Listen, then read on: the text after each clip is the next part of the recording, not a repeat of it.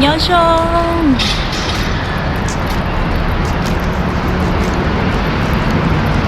แต่ชิโนนะกูตัดต่อ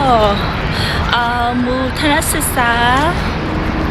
เป็นผู้ชาย fish market เย่ตอนนั้นนะเยอะกู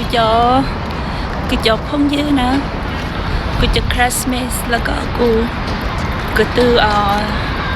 ซื้อฟื้นนะเย่ไปตั้งแต่เดินทางเดินเสื้อ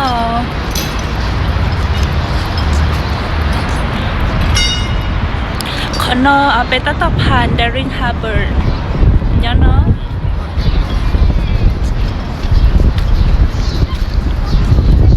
ว้าวจากนั้นเราชมกันนะหยุดแล้วเชลี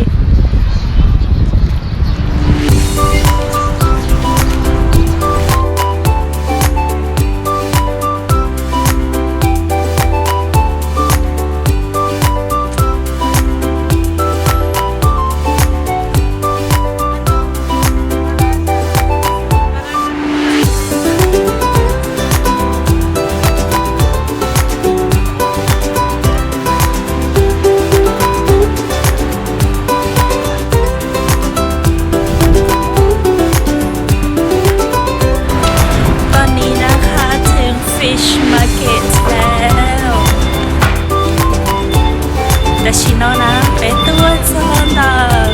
ซิดนีย์ Fish Market เลยนะเป็นตัวซื้อฟื้นยอดเป็นตัว excursions ทัศนศึกษายังมีไอเดียเทอมนอนะเป็นกับ